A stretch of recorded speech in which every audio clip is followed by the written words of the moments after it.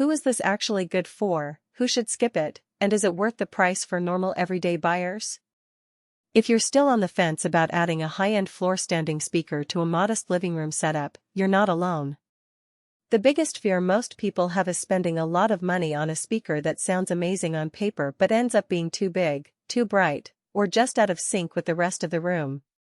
Link is in the description if you want to check the product details on Amazon.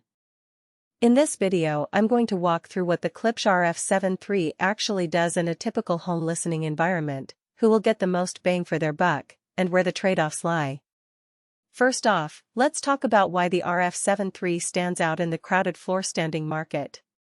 Klipsch is known for its horn-loaded approach, and this model carries an all-new 1-inch titanium compression driver paired with a 9,090mm compressed molded rubber Tractrix horn. That combination is designed to deliver a crisp, forward-facing high-frequency signature that can fill a medium-sized room without needing a subwoofer to carry the low end. In practice, what that means is you'll hear dialogue in movies and vocals in music sitting right up front, almost as if the singers are in the room with you.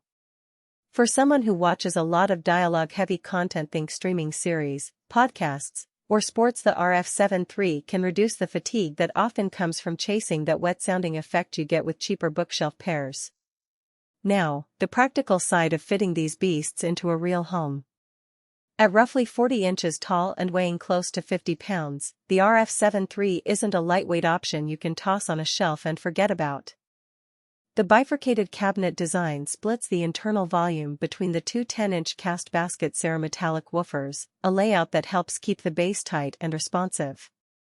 In a living room that already has a decent sub or a well-treated main floor, the speaker's bass can be surprisingly accurate, but you'll notice a slight boomy tendency if the room is very small or the walls are all reflective.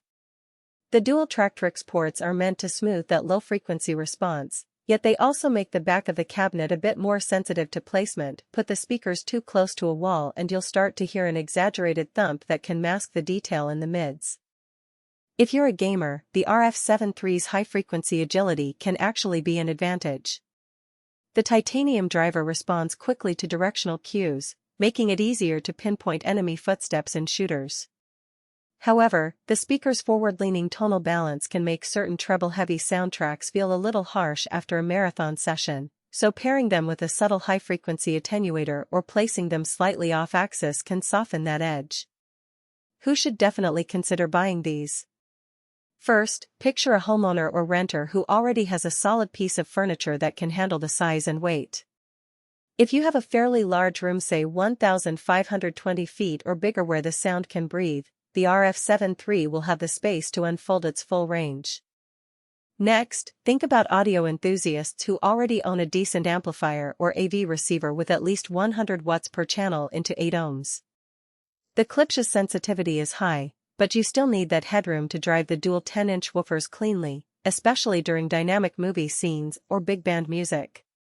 Finally, budget-conscious shoppers will appreciate that the RF7 III sits around the mid-$1,000 mark, delivering a level of clarity and presence that rivals some higher-priced rivals, provided you match it with a competent amp.